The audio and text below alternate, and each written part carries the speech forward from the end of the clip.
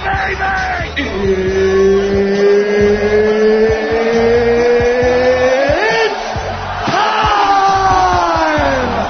know it is. Yeah. It's that time. Ooh. That hard fade that still doesn't work, but I'm still not going to fix it. Good commitment. We're all about commitment here on the 3-on-1. It took us till 4 weeks left to even put in the new intro. Yeah, it did. Like, I'll get it fixed for when we're off of the Kodiak. Welcome to 3-on-1 right here on CRLC, the Kodiak. We're sorry we are a little bit late here, 8:17. Better late than never. A little bit of previous scheduled programming kind of pushed us back a little bit there. But we are here, so make sure that you communicate with us using the hashtag the Kodiak 3-on-1 on Twitter, as well as using our code at 3-on-1 Sports. There you go. Thanks for joining.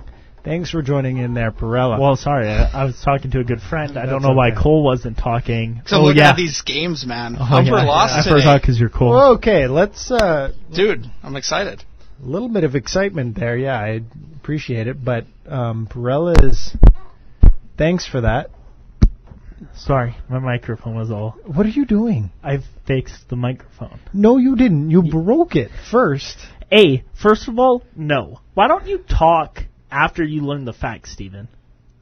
First of all, what happened was the cable was twisted around it, so it kept moving away from my mouth. And since you say, hey, why don't you put the microphone in front of your mouth, I was trying to fix that. But no, you had to be a whiny little baby boy.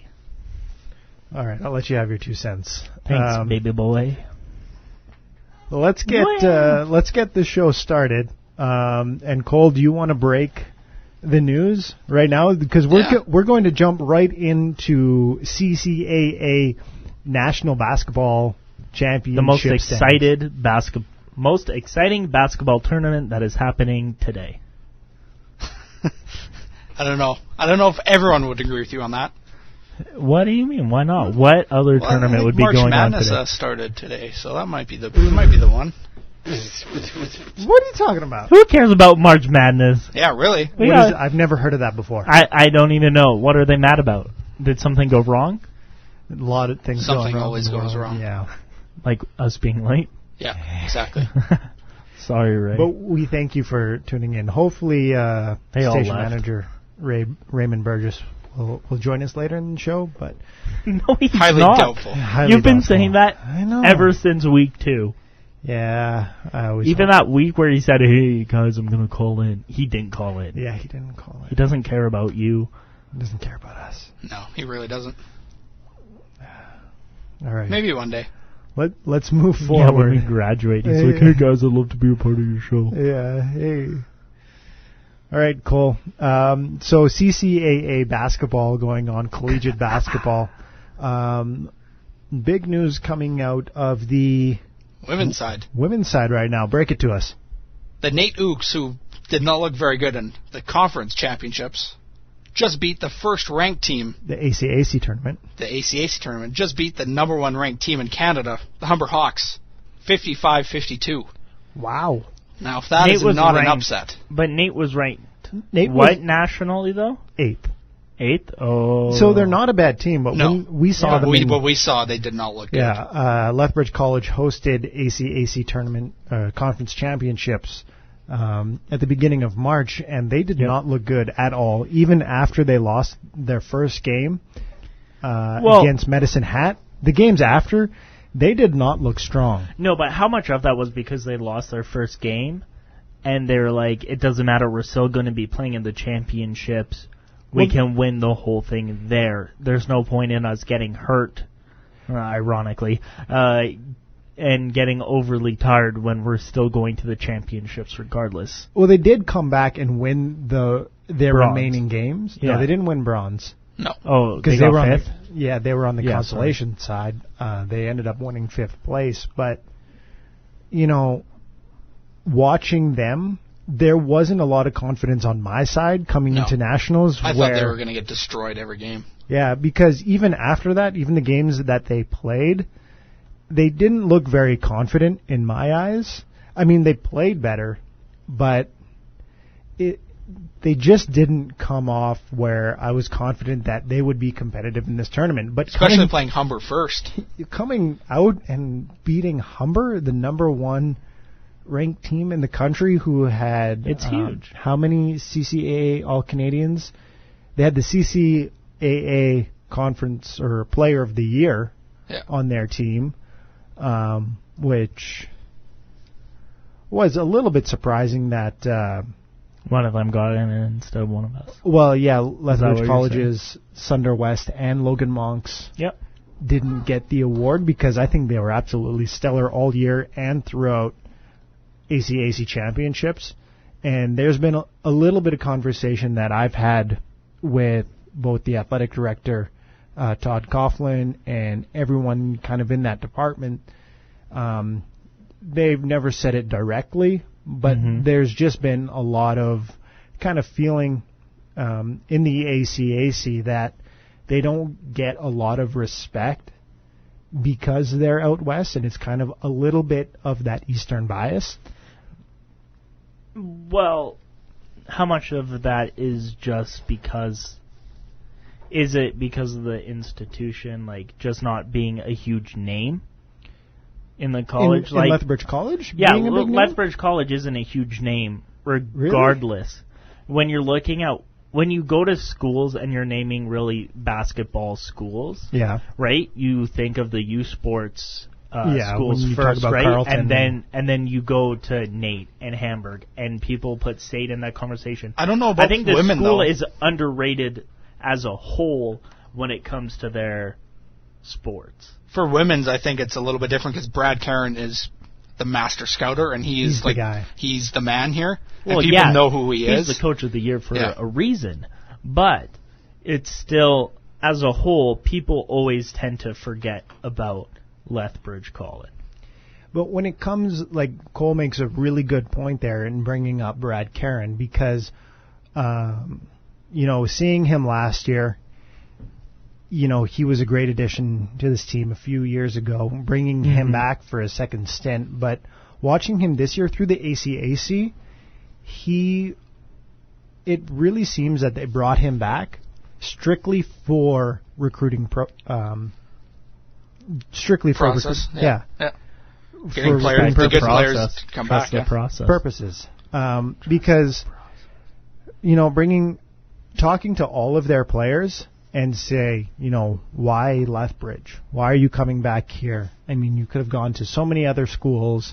Even the international students, Shantea Strebel, as well as Amy Arbin, coming up from Utah. You ask them, Amanda Lee coming from San Francisco. You talk to any one of them, even the players recruited from Southern Alberta. You talk to them and you say, why Lethbridge?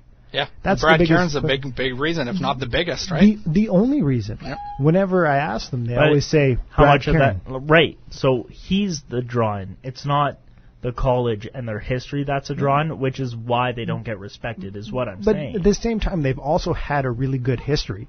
And then it's really funny looking at the bench throughout the ACACs was that assistant coach John Lowry, who has two daughters on the team, really looked like he was stepping into the head coaching role.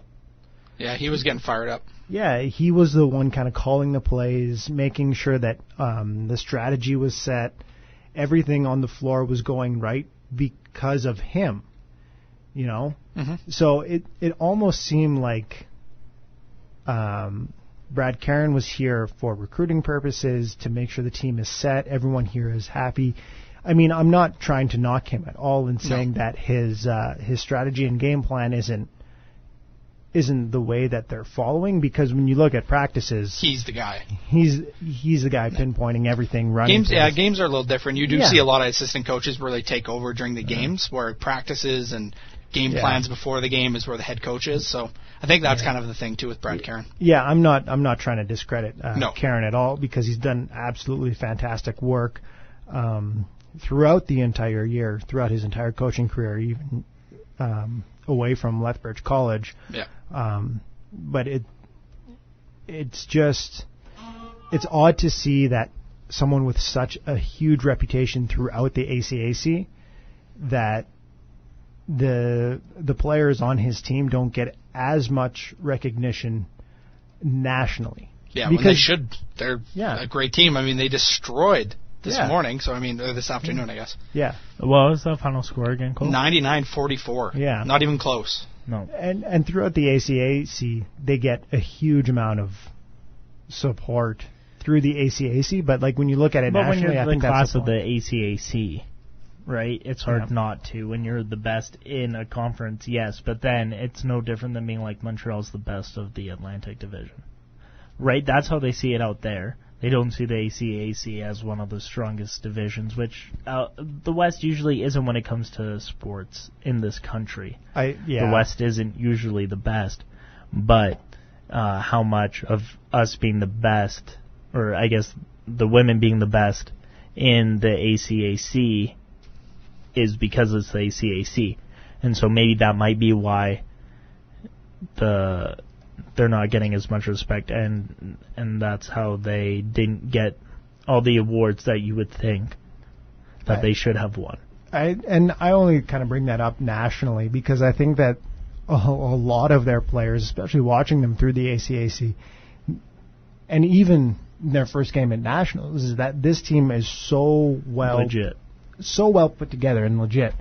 Everyone on that team just coming through and making sure that everything runs smoothly on that floor, and it really comes back to off-court chemistry. Yeah, they do everything together. I mean, we've talked to them multiple times, and they say, all through the week they're together. It doesn't matter if they're practicing; they got games. So I mean, they're watching The Bachelor. And I said it last week when we talked about them. Maybe not as in depth as we should have for how great they did, but last week I talked to Allie Cameron, former star here, now assistant coach here, right? She said that this year's squad is stronger as a team on and off the court as the 2014 team, which lost 2 games before heading to the ACAC Championships. They were undefeated until they lost those 2 games, and that's what helped them win the championships, right? Yeah. And she said that they're so strong here that they didn't need to lose any games to have that. Yeah. And when you bring that up, I think that the biggest addition to this team is... Yeah. I mean... She's amazing. And she proved it being the ACAC Player of the Year, and that's why I think that she should have won CCAA Player of the Year, is because when you look at her history of coming from SAIT, she never made it to Nationals. She lost to Lethbridge in her second year with the Trojans, and then she transferred. She came down to Lethbridge College because of Brad Caron. Yep. And then they lost in the semifinal in the ACAC tournament. So again, she didn't get a chance to go to Nationals, and it really put kind of a fire in her to say that this is what I want to do. I want to get that ACAC championship under my belt. I want to make sure that when my college career is over, that there is something to look back and say, I did what I wanted to do. And now when you look at the ACAC tournament in itself, she didn't have her best tournament. No. Because all the teams coming in said, this is the player that we need to lock down on, because everyone else around the conference could see that this is what she wanted to get. Yeah. And she kind of took a step back, I think, and saying, you know what, look at all the other weapons on her team in Sunder West, Emma Lowry, Amy Arbin, Amanda Lee, so many other weapons that could absolutely annihilate teams. Do you really see that as stepping back, though? Because I truly see that as being a genuine leader. I see her being the real captain that we all saw her as, and the rest of the ACAC saw her that way because she didn't have to put the team on her back at that moment. Yeah, when I say stepping back, I don't mean that she... regressed. Took a step back and saying that I don't have to perform because I know. It's the fact that she knows that teams are coming after her. Yeah, and you could see it. She was finding open players all the time. I mean, Sunder West got the ball any time she was open and instead of drilling. Yeah, her passing play improved. She didn't have to. Instead of her saying that I'm the ACAC Player of the Year, I I'll take this contested shot with 2 defenders on me. I'll dish it out to Sunder, who was on fire the entire tournament. But the weird thing, who was tournament MVP Sunder was tournament MVP. Right? But the thing is about the Kodiaks too is they are so deep that they genuinely, I think any of their players, even their bench players, could be starters on other ACAC tournaments. Yeah. Like look at Lakeland. Yeah. They could have taken anyone that didn't get looked at from the Kodiaks because they weren't good enough to the Kodiak style. Yeah. And they would have been a better team. Right? Like the Kodiaks are so rich when it comes to depth and performance and genuine skill and teamwork that I don't know how they don't make it deep in this tournament. The Kodiak second string could be a starting roster on any team throughout the ACAC and 100%. Yeah, and be as strong a team as they are now. Yeah. But yeah, when you look at them, a nice little mic slap there. Yeah, getting a little excited. Get that mic out of here. Yeah. Ooh. Get that garbage out of here! Sorry, I was just making sure that everything was turned on before I hit the button. I did that for you. Yeah, I appreciate that there, Perella. Oof, I don't know what I'd do without you. Cry. Multiple times. Not be on the show. Yeah, you're right. Again, only talk to Cole while he just smiles and nods at you. It would kind of be like a Vin Scully kind of show.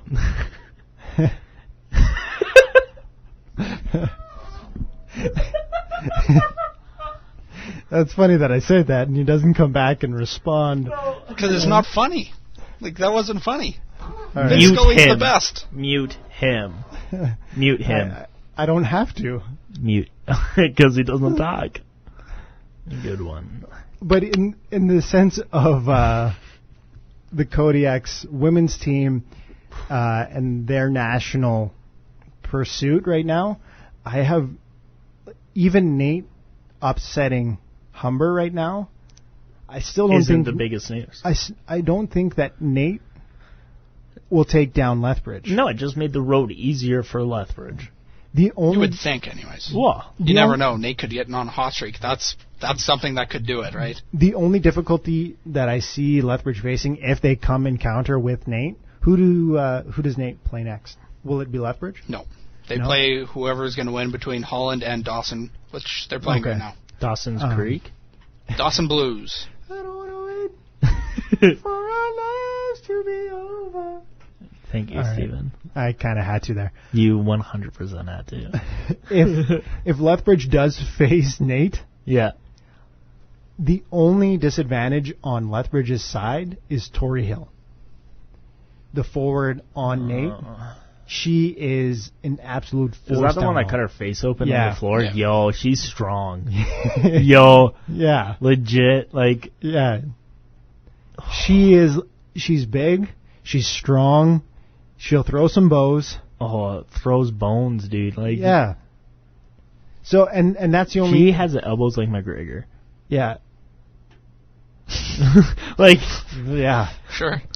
She is big. Yeah, I was strong. there. Yeah.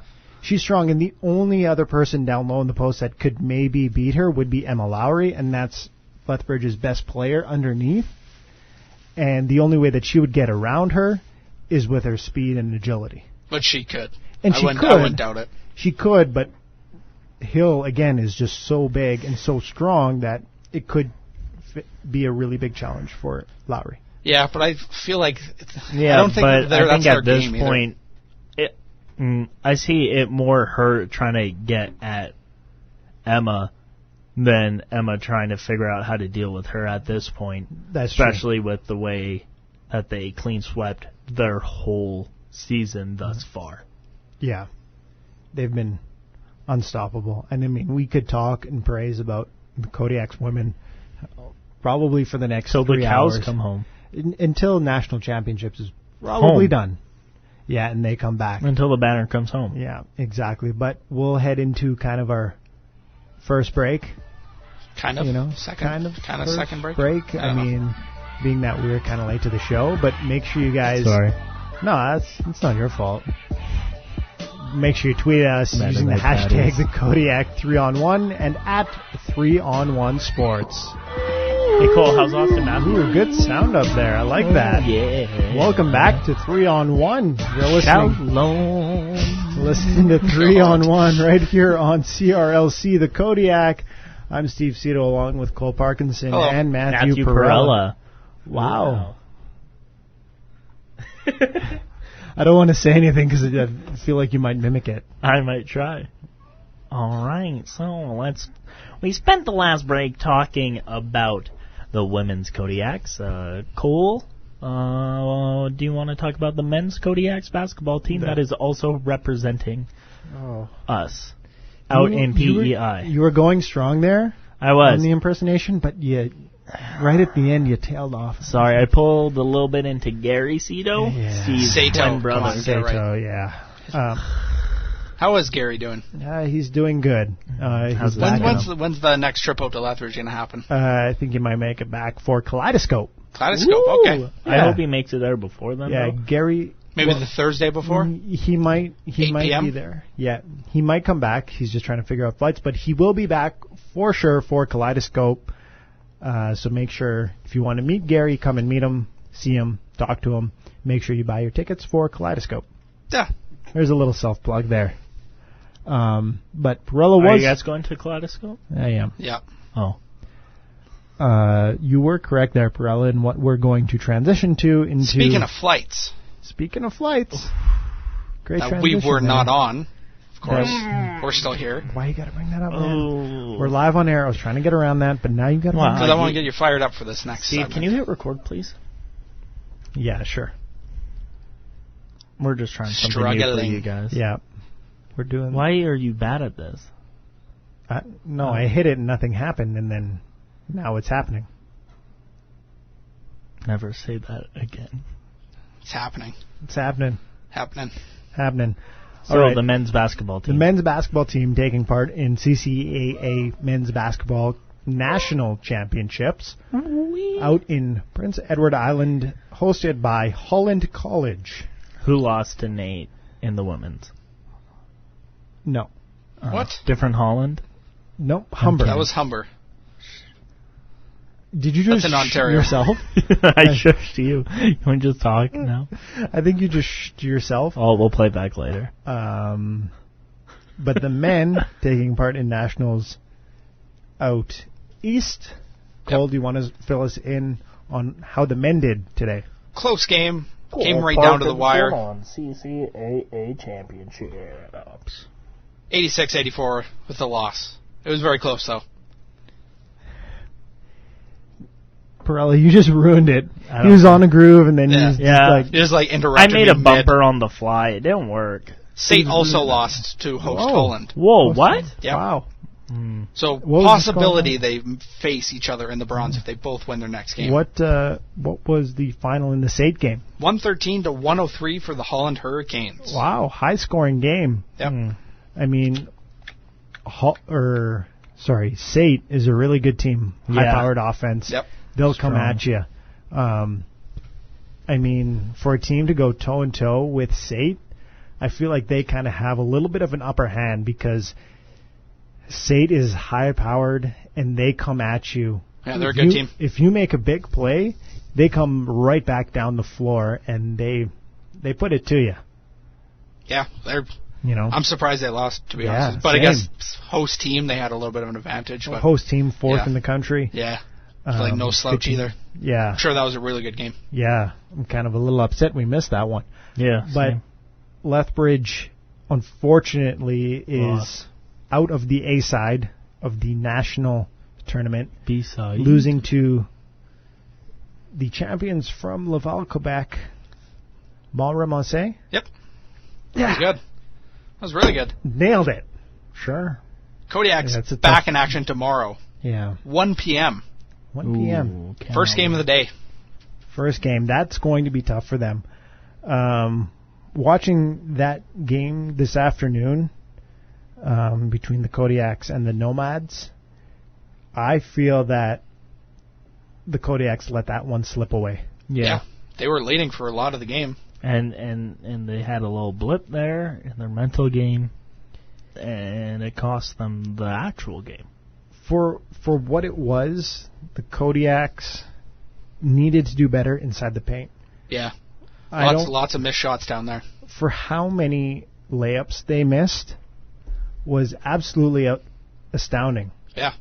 Late in the game, too, from the third quarter onto the fourth, there were so many layups missed. Yeah, and a lot of easy shots, too, right? When you miss those high percentage shots, there's no way you're going to win a game. And even on the foul, even after getting fouled, they still missed a lot, too. It's not even like there's actual pressure, because you just shoot at the basket. Their free throw percentage wasn't bad, shooting 73%. Mauro Monsé was shooting 75 from the free throw line, but it's more about when they missed, not how much they missed. Because there's key points when they could have been where if they made both, they would only be a point or two behind. All right, and they only went 1 for 2.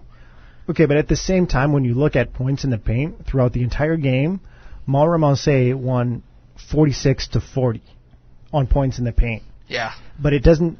I don't have the exact stats from CCAA about the percentage down low, because field goal percentage-wise, Mauro Monsé shot exactly 50%, and the Kodiaks shot 34%. Yeah. So that's a huge advantage, and all those, if they make half of the shots they miss down low, they win this game. Yep. They win this game. That's what we've been talking about the Kodiaks. There's always one deficiency in every game they play, and it costs them the game. I mean, it's either free throws or it's three-pointers or it's down low in this game, right? Because they started the game off slow. Yep. They came back in the second quarter. They played a decent third quarter, not enough to pull away. But in the fourth, they let Mauro Monsé back into the game. Yeah, and it was back and forth, but it's just, again, they took that big lead right at the end of the fourth there, and Kodiak almost came back, but it wasn't enough. Yeah, they really came back. I really credit this team, because when you're down 10 points with under a minute to go. Yep. And you come back and you only lose by 2, I mean, that's not the outcome that you want. But it's something to build on. A bronze medal is better than nothing, right? Yeah, so you got to win these next 2 games. Especially being that Corey Richardson, one of their main guys throughout the entire year, got into early foul trouble. Yeah, he didn't play a whole lot. He didn't play throughout the whole second quarter. Yeah, 21 minutes, and that's usually he's north of 30. So I mean, Corey is typically playing over 30 minutes a game. So for him to only play 20 minutes and you only lose by 2, that's a little bit of a bright spot to come out of that game. Only 8 points too, so I mean, those foul troubles were really. You look at Chris Mon and Robert Miles III, man, did those guys really step up. Yeah, Miles III was flying today. Yeah, he was flying throughout the entire game, and then you look at Mon late in the game, he had that 3 in the corner, a guy who rarely takes shots outside of 12 feet. Yep. And he nails a 3 to get them within, I think it was 3 at the time. Yeah. So it gave him a chance. I mean, time was certainly not their friend late in the game, but... Yeah, but they should be skilled enough to not have to rely on time at that point. Well, yeah. Like, they should have just late in the game, gone into good defense mode, victory, and just actually... Yeah, but they were losing at that point. That was their problem. Right? They kind of blew it at the beginning of the fourth, gave up the lead, and then... Yeah, like I said, at the beginning of the third quarter, they played well. It was right until the beginning of the fourth quarter is when they really kind of started to kind of taper off a little bit and really let Mauro Monsé back into the game. So it's a huge disappointment, I think, from the Lethbridge side, is because they knew that they could have won this game. Yeah. Everyone on that bench, I mean, guys who came off, filling in for Richardson, really played to that high level. Yep. And they easily, I think, could have taken this tournament. Yeah. That game would have been huge for them. That would have been another big upset for them. And, we never know what happens after that. Yeah. Mauro Monsé is the second best team in the country. Yep. And the Kodiaks went toe for toe with them and should have won that game, but they let it slip away. Or does it show how strong they actually are by not letting 3 quarters of being down get them down, and they actually pull out a victory in the final quarter, right? How much of that, like, that's what we all say about the Patriots after being down for 3 quarters against Atlanta, right? They're true champions because they did that, right? So how much of this is they really earned the victory because they did better in the paint, and they let 3 quarters of being behind not let them down, and they pulled out a victory when it really mattered, right? It can't be all about how much the Kodiaks let this go. How much of it is actually because they won it? From watching that game, and I'm not trying to discredit Montreal. They're a good team. I mean, they had all Canadian players. Yeah, exactly. But watching that game today, the Kodiaks looked better. They did, yeah. They did, because the Nomads came out and they were weak shooting. Very. They missed a lot of open shots. And typically when you miss that many open shots, you're team down by quite a few by that point. Yeah, exactly. And the Kodiaks weren't able to capitalize on that, and that's probably the fact that the Kodiaks aren't as strong as Montreal, because they couldn't capitalize on all the missed shots. And they couldn't hold it when they had it. Yeah. But from watching that game from beginning to end, I really thought that Lethbridge was the better team up until the fourth quarter, when they couldn't make any shots down low in the paint from that 2 to 4 foot range, and that essentially lost them the game, I find. Yeah. And the Nomads had a really good defense, a lot of pressure, full court press, and that really screwed with the Kodiaks for most of that fourth quarter. Yeah, that pressure really got the Nomads got them back into the game. And Montreal really was leading the game in turnovers. 27 to 18. Yeah. It's not all I'm really saying is it's not about what the Kodiaks did wrong. Yeah. But you got to tip the hat to the victors, because they did what, even though the Kodiaks seemed in control for 75% of the game. The Nomads outscored them in 3 out of 4 quarters, so but the Kodiaks were still winning for to get into the fourth quarter, right? So when you think that fourth quarter you have the lead, it tends to stay that way, especially when you're not in the NBA, right? When you're at this level, it tends to say who's ever winning by the beginning of the fourth quarter tends to stay the victor for the end of it. Mm-hmm. And the fact that they dug in deep, they got it back, they won it, it just shows their skill. It shows how anyone can win any game, let alone win the whole championship. Yeah. When you look at the final stats of the game, you could say Eastern bias, because you look at the fouls, 24 for the Kodiaks, 16 for Montreal. Yeah, sure, that could be a thing. I didn't see it when I was watching. Yeah, because I was doing a lot of other things today. I felt like there was a lot of. It didn't feel like it. When I was watching, it felt like a lot of calls were going more towards Montreal, and they were getting the advantage there. And there was a lot of soft calls against the Kodiaks. I'm not saying that was a complete factor to the game of how the Kodiaks lost, because when you look at the remaining stats of that game, everything is pretty even throughout, up until you get to field goal percentage, where Montreal shot 50% and the Kodiaks shot 34%.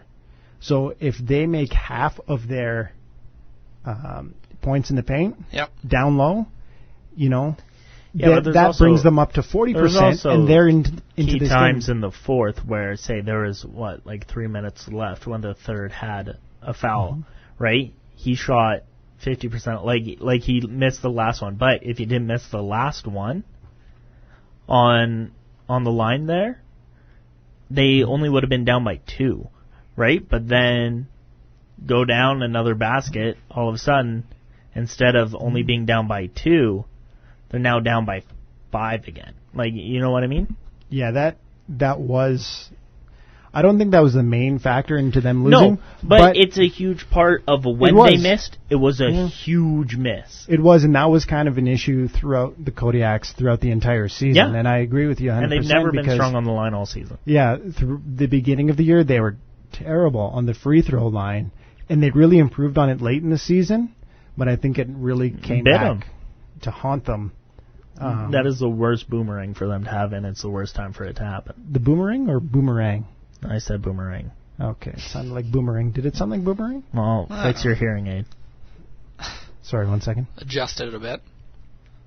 All right, he's adjusting it. Oh, there you go. Thanks, I thought it was going to go silent there while I did the whole thing. I won't let that happen. Oh. Even though we're not on television, I'll have you do a bit where you adjust your hearing aid. Okay, even though we're only on the radio. Yep, only on the radio. All right, we should probably go to break now. It's been 15 minutes. Do you want to? Yeah. You sure? How do you feel, Cole? I'm doing pretty well over here. Oh, okay. Well, yeah. All right. I feel like Cole's always doing well, so it doesn't really count. I feel like no offense, Cole, but you're always happy-go-lucky, dude. Yeah. You're always doing well. Yeah, I feel like try to do. Yeah. I feel like Perella needs a little bit of a breather here, so let's head into that break that he requested. When we come back, I don't know what we're going to talk about. Why would you say that? You do know. We have a structure. Good tease for the crowd to keep we have a structure. Just follow the structure. I'm trying to make play the music. Come back. All right. Thank you, Mr. Rice. That was an awkward transition. You can do better. Sorry. A little bit of practice here and there. Hey, Cole, how you doing? I'm all right. All right. Good. Glad you're back with us. I know we played your favorite song. I was ready for it. Had the mute ready. Favorite band. Yeah. Cole Parkinson, ladies and gentlemen, loves... Ladies and gentlemen. Hit record. I was trying to hopefully let that one slide, but unfortunately didn't work out that way. Sucks to suck. Thank you. Cole Parkinson's favorite band is the Bare Naked Ladies, and his favorite song by them is 1 Week. So everyone tweet at Cole Parkinson for the music video for Bare Naked Ladies 1 Week. I'll have the mute working tonight, boys. You may or may not get one tweet. He will get one. I'm not going to get any. He's going to get one from the 301 Sports official. And I'll block him. You cannot block yourself. Oh, yes, I can. He's going to block himself. I'll block myself. All right. It's been 1 week since I blocked myself. I'm sorry. I'm going to have to just because it was that bad. I mean, I appreciate the effort, but I mean... Just wasn't there. Yeah, it wasn't there. I appreciate the effort. That was 100% fair. Yeah. I'm surprised you didn't blow the whistle at me for being outside for that as well. Sorry. I felt shame. Late call, but offside. Yeah, late call. Coach's challenge. That was back for that review. Was more offside than Duchesne 3 years ago. Yeah. When he was at the hash marks before the puck reached him. Well, if you want to talk to us about Bare Naked Ladies, anything sports, you can tweet at us. Or weird Lethbridge quips. Or just any weird quips. Yeah, we love quips. Or Mennonite patties. Yep. I'm tweeting at us about Mennonite patties. Tweet at us at 301 Sports, hashtag the Kodiak 301. Steven, it appears to be in a little bit of a laughter fit there. Cole is back to his usual self where he's not saying anything. And, yeah. That's the story of Wishbone. Yep. Oh, it is my show. Good one, Randy. Good one. There we go. Maybe back in form. All right, maybe we'll get Cole back into the game here. Never mind. Just kidding. We don't even have to mute him because he just doesn't talk. All right. Cool. He probably never wants to be on this show again. It's getting close. You have to block myself from the show. Yeah. Bye, Nelson. Nelson_Annabelle is on Twitter. On Twitter and behind going us back waving. Home. Bye, Nelson. Have a safe travels, Nelson. Yes, safe travels for sure. The long journey home. Be quick, swift maiden. So we're going to move in now to some actual sports talk. Whoa. It was more so of the... Don't you ever say that about the Kodiaks teams. No, ever. They are real sports. You got me heated and offended. No, I'm sorry. Mute yourself. 2017. Okay, can I defend myself? I was talking more... No, mute yourself. Mute yourself. Wow. Gonna listen to the critics. Yeah, man. That's stupid. They are real sports. Now let's talk about the Big Four. Hold on. No, sorry. want to just correct myself because what I was talking about, real sports, was the fact of our discussion, not the Kodiaks. That wasn't directed at the Kodiaks because they are the real sports. More sports than we are in our athletic ability. What? Did you more sports Mute than yourself us? again because They are more sports than us. I'm Steve Cito, honey. We just lost all of our listeners. And I didn't even even say anything about our swamp yet. Viewers, really? Shut up. They're more sports than us. They're more sports than us. You both need whistles here. We've all been muted and whistled at this moment. Play another one. Okay, I think we're good. Okay, you have to mute Cole for saying viewers. All right. Anyways, so we're going to talk a little bit of NHL hockey really quick. Oh, my mic just fell on my face. I don't know how. All right, I'm going to come back and try and bring Perella back into this. We're going to touch quickly on Lethbridge Hurricanes. I thought you said we weren't doing that today. We'll just touch on them quickly. Okay. How does that sound? They're good. They're winning. Yep. They've lost twice on home ice in regular time. There you go. That's your Lethbridge update. Let's move on to NHL hockey. Let's move into our next break. Okay. Kidding. Yeah, I know. All right. I was excited. I just wasn't here because you didn't say anything. What was I supposed to say to that? Might change now. All right, NHL hockey. Plenty going on right now. I know Perella really wants to dive into this right now. Cool. As the Calgary Flames won 10 straight. Correctamundo, bromigo. Going on a little bit of a hot streak to put them second into the Pacific Division. Want to give us a quick update on standings right now and where everyone sits right now and where Calgary and Edmonton sit right now, because they're the only two that matter. Canadian teams that matter. And now, you could give Edmonton 2 points tonight. I think they got that win. Yeah, right now. Can you just let me do my job? No, because you interrupt me all the time. Not once. You did tonight.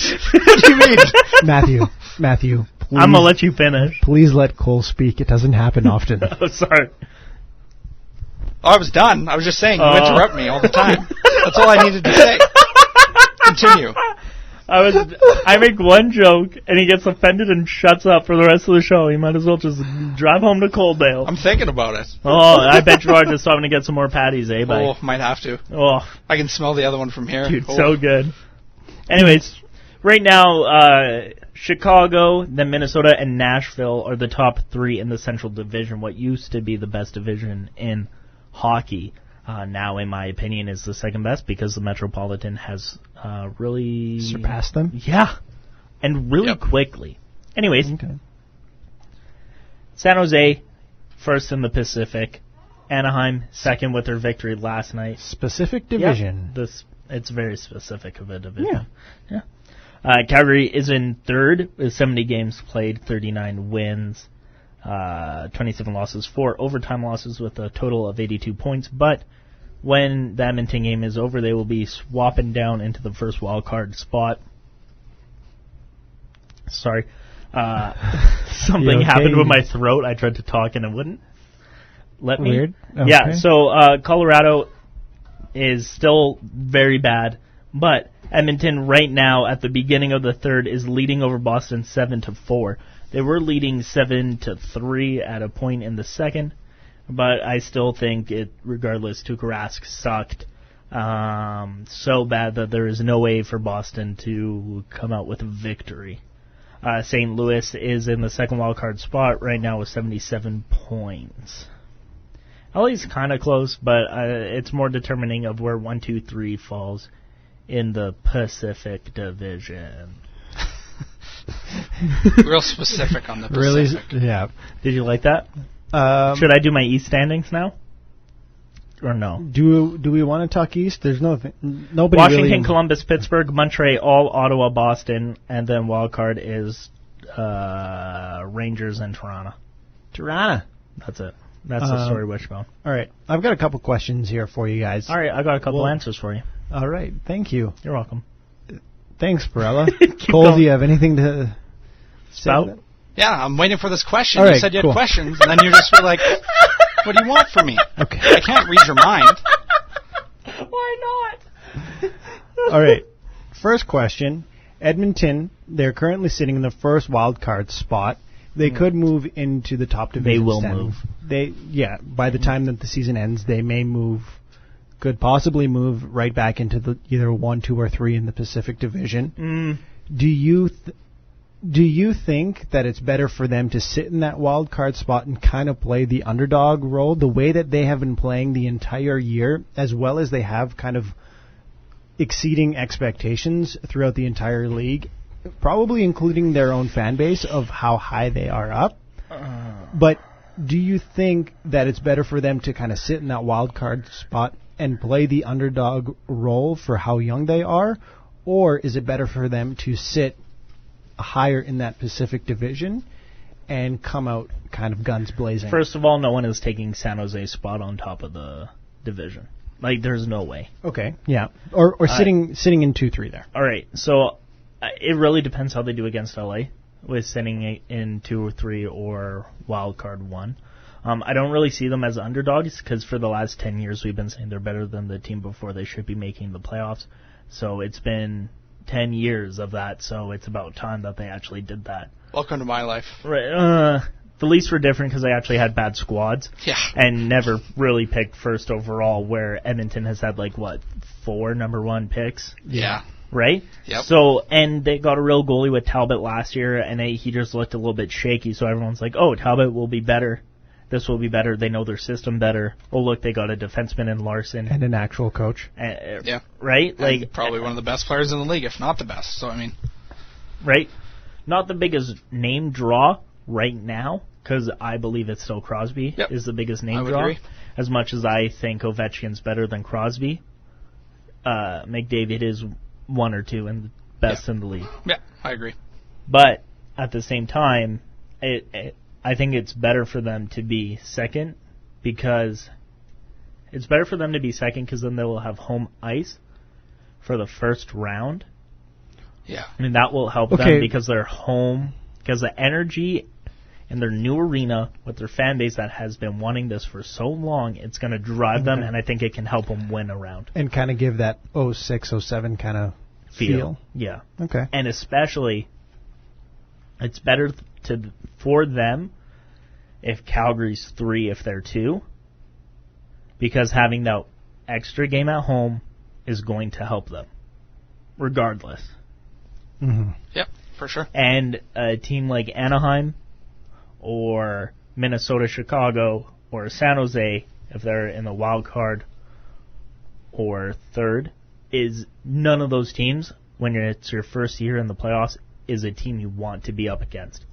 Like how Calgary 2 years ago hit the gold mine of playing against Vancouver. Yeah, but then they had to go to Anaheim, and I think if you're Calgary, that's the one team you don't want to play. Right, regardless, though, I think Anaheim is a team that no one wants to play, whether you're Chicago, Minnesota, Nashville, San Jose, or St. Louis. You don't want to play Anaheim because Anaheim has all those stars that play when it comes down to actually playing. They're a playoff team. And they have that dirtbag Kessler, and Bernier, for some reason, remembered how to play goalie. Yeah, he's and not so a make for now.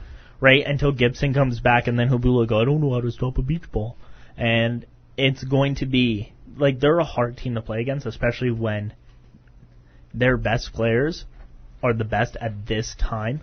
And when they usually are in the playoffs. Exactly. Yeah. When it comes time to actually play, their veterans know what to do, how to do it, and how to do it the best in the league. Yeah, I think Anaheim is one of the scarier teams in the West when it comes to playoff time for sure. I'd love to see them play Calgary, just because, again, Anaheim beat them out there, and Calgary didn't look the greatest. As much as I love the story of Los Angeles isn't technically out of it, Los Angeles is out of it, and it's more determining who is 1, 2, 3 in the Pacific Division. Unless they get real hot, but I don't know. I don't have much faith in Los Angeles. Because 2-3 games ago, or I guess even when they played St. Louis 2 nights ago or something like that, that was when they had to go pretty much undefeated for the rest of the year for them to make the playoffs, and they lost. Therefore, not mathematically they're out, but realistically they're out. Realistically. I have a fat tongue. It's hard for me to talk. I like that. No, this is good. I'm trying to bash you on it. Cole, do you have anything to kind of oppose or continue on with? No, like I said, I'd love to see Calgary, Anaheim in the playoffs. I think that would be Calgary the skill and Anaheim the grit and the hitting, and that'd be a fun series to watch. It's going to be a fun series, especially since Getzlaf and Kessler are two really hated men. I'm just ready for the playoffs, in the city of Calgary. Just for all these series, there's going to be good playoffs, I think, this year. It's going to be great, especially if Toronto does make the playoffs. It's going to be fun to watch year-round because I want to see what Austin Matthews does on the biggest stage. And yes, the NHL is technically the biggest stage, but to me, the real biggest stage it's the playoffs. Is the playoffs. Sure. I don't think anyone can really argue with you on that one. Well, the other thing is the Olympics bigger? Yeah. And that's a different conversation. Yeah. Yeah, that's a completely different conversation. But let's move it over to the East now, and this one's kind of directed at Cole. Mm-hmm. Toronto, let's go, shaky boy. Toronto right now is sitting in the second wild card spot, but behind them are four teams that could essentially come back and take their spot. New York, the Rangers, are currently in that first wild card spot with 90 points, and they're safe. Yeah, no one's catching them. Yeah, no one's catching them. But Toronto's sitting in that second spot. Do you think that they have enough firepower and juice to hold on to that second wild card spot, or do you think the Islanders, Tampa, who are only 1 point behind, come back and get them, or even Philadelphia and Florida? I'm not worried about Philly and Florida. Sorry, Cole, can I answer first before you? Yeah, go for it. I think they do have the firepower and the skill in Toronto. It's more about the leadership core that I'm worried about for them. See, I'm more worried about the defense because that Florida game, oh man, did they look bad. And every single pairing was bad. And I mean, it even showed tonight. Riley didn't play a whole lot in the first period. I think he only had about 5.5 minutes, where usually he's up around 8 or 9 minutes. So I think that's a good move by Babcock, kind of switching up the D pairings and maybe giving him a little bit more time off, just because I think he's a young guy, but they play him like he's a veteran. So they play him like he's Doughty or Carlson, really. Because they have to. They have Zaitsev, but I mean, you can't put Roman Polak out there for 25 minutes a night. Why not? Because we'll lose every game down the stretch. But he's made it to the finals, man, last year. Yeah. He knows what it takes. Exactly. Yeah, you want to talk experience, you go to Roman Polak. No, you go to Brian Boyle, who has over 100 playoff games. Why would you go to your fourth-line center? No, I go to Roman Polak. Because he has the most. No. Roman Polak, that's my Not going to lie, as much as I liked Boyle as a rental, I still think he's one of the most overrated players in the league. Yes. Yeah, overrated, overpaid. Yeah, I don't know if he's overpaid. I think we gave up a little bit too much. I don't know if Toronto's going to re-sign him. I really don't think they will. No, but because of how expensive he was in this offseason, regardless of if it is Toronto that signs him or not, he's going to be overpaid by July 1. Oh, yeah, for sure. He's like a David Clarkson type guy who grinds it and he scores like Mike a little Green. bit. Yeah, he's going to get overpaid, but I'm fine. I was fine with the deal because, I mean, the biggest thing is the second-round pick. If they don't make playoffs, that'll hurt because that might end up being a really decent second-round pick. But I think the only way that the second-round pick will be a great deal for him is if they make it to the second round. And the way that the things are kind of shaken up now, I don't think that's a possibility. I don't know. This year's a weak draft class, so I'm not too worried about it if they make it to the playoffs and then they get booted first round. Right. Because if they play Washington, I'm not expecting them to win. And I'm saying all that, too. I've said that before, like Lazar for his second in a weak draft. But then again, you look at guys like Johnny Gaudreau, right? Yeah, there's always a risk. Right? He went 143rd. Yeah, but again, there's always busts. Right? Like, look at Brian Elliott. You never know. Look at who the Flames picked up in the second round last year, right? Which was only a strong first round. Yeah. Right? You got guys like Rasmus Anderson, the goalie from London who stole the gold medal away from Canada for Team USA. Like, all these guys were second rounders. Yeah, but then you get first rounders that are busts. Like Tyler Biggs was drafted by the Leafs, and he's in the ECHL now. Right. So that's what I'm. But how much of that is because of how bad the scouting was in Toronto? Like, it's a combination of both. How Toronto doesn't draft well. Yeah, they didn't for 10 years. 20. It was brutal. But yeah, like regardless, like Toronto doesn't usually draft well. So, giving it away to Tampa Bay with Stevie Y, who tends to draft really well. But now I'd say the Leafs draft pretty well now with Mark Hunter. Well, we won't know yet. I've got Dermott looks really good. Nielsen looks really good. First. I didn't even name Austin Matthews though. No, but you know what I mean. Like anyone can pick Marner, Matthews, Nylander. Not Nylander. He was an eighth overall pick. Dude, we could have picked Pasternak. He went in the 23rd, right? That's what I'm saying. Like you really don't know what you're getting unless it's the first 5 picks, and even then, it's not like a for sure thing. Look at Nail Yakupov. He went first. Oh. You know what I mean? That's ownership, though. Like Edmonton. Yeah. Like, you know what I mean? Like, it's still those risks, but it's still usually the biggest slam dunk, and Yakupov isn't genuinely hurting in St. Louis right now. And that draft, there was no really there was no one clear-cut number 1 pick. No. The Oilers took the wrong player. They should have taken Ryan Murray. Yeah. But also then, like, that draft is a lot like this draft. Yeah. Exactly. Nolan Patrick should go first, but he might not, and I wouldn't be surprised if he didn't. So no, not at all. Especially since you put the WHL sticker on him. Yeah, that's big. That tends to hurt really skilled players.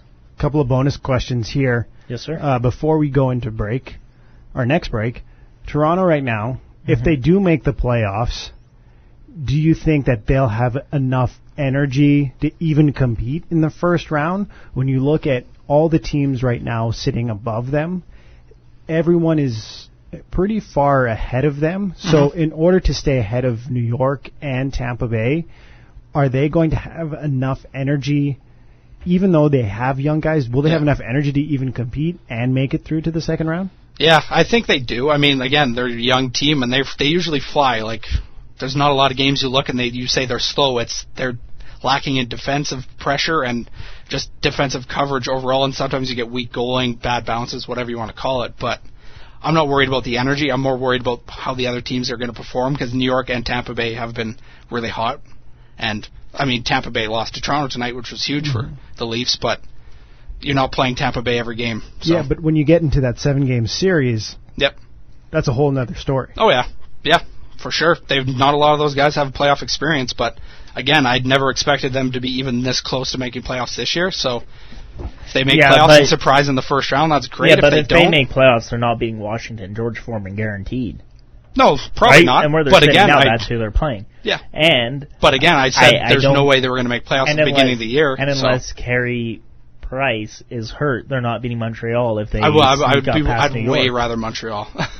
Anyone in the Atlantic, I'd way rather. I think they can beat anyone in the Atlantic in a 7-game series, but I'm not saying it's guaranteed. It's easier when you're the 4th best in the weakest division. Yeah, exactly. Right? But Carey Price is still...